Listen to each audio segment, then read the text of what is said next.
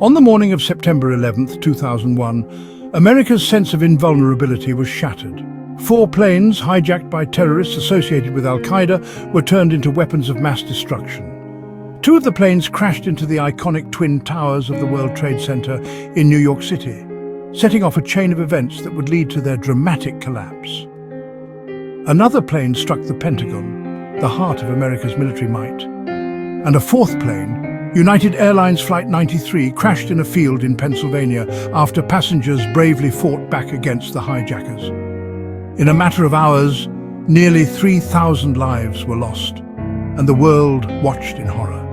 This wasn't just an attack on American soil, it was an assault on the very fabric of freedom and democracy. The response was swift. President George W. Bush declared a war on terror, vowing to bring those responsible to justice. The US launched military operations in Afghanistan, targeting Al-Qaeda and the Taliban regime that sheltered them. This was just the beginning of a long, complex and costly conflict that would later extend to Iraq. But the impact of 9/11 went far beyond military action. The attacks led to significant changes in global security measures.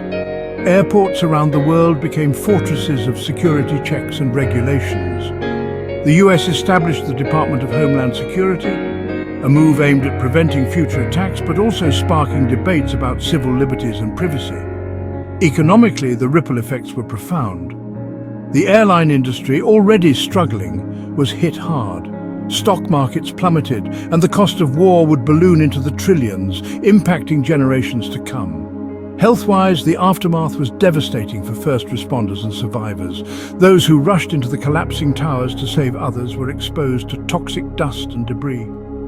Many have since faced long-term health issues, adding another layer of sorrow to an already tragic event. But amidst the darkness, stories of heroism and resilience emerged.